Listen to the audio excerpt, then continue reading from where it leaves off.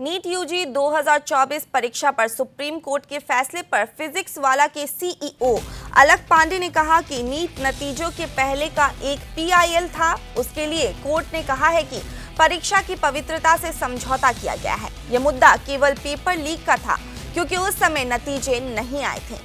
NTA से इसके लिए जवाब मांगा गया है। 8 जुलाई को इसको देखा जाएगा।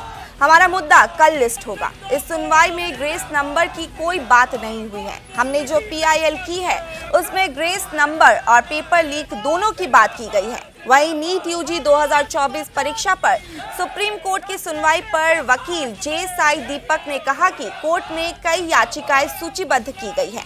कुछ याचिकाएं परिणाम की घोषणा से पहले इस आधार पर दायर की गई थी कि परिणाम लीक हो गया था।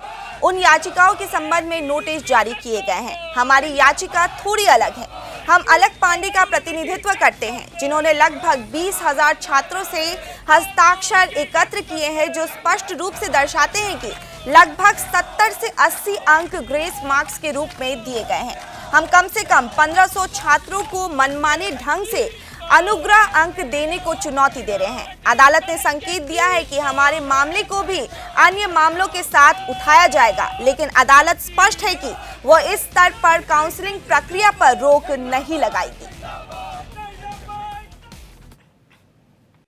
नहीं, हमारा जो पिटीशन लगा है उसकी मोस्ट प्रोबेबली कल लिस्टिंग होगी। हमने एग्जाम रिजल्ट के बाद पिटीशन लगाया था।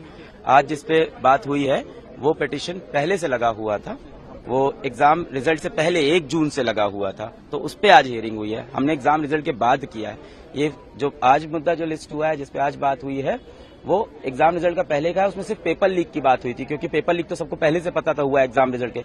एग्जाम रिजल्ट आया तो पता चला और भी प्रॉब्लम है कि ग्रेस नंबर दिया है, डिस्पेरेंसीज हैं, ट्रांसपेरेंसी की प्रॉब्लम है। वो मुद्दा जो है वो हम कल लिस्ट होगा हमारा।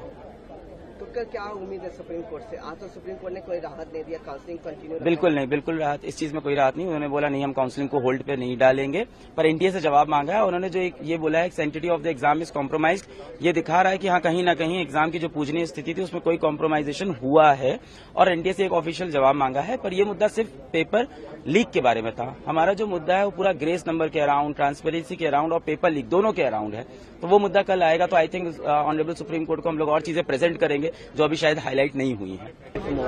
देखिए, मल्टीपल पिटिशंस कोर्ट के सामने लिस्ट हुए हैं। Some of the petitions were filed before the declaration of results on the basis that there has been a leak of the paper itself. तो उसके बेसिस पे कुछ पिटिशंस लिस्ट हुए थे। जो आज लिस्ट हुए थे उन पे नोटिस इशू हो गए हैं। But our petition is slightly different.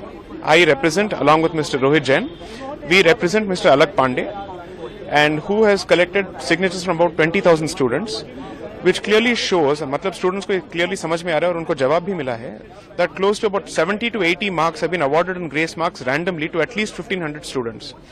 So our petition is different from the other petitions, where we are challenging the arbitrary award of grace marks to people.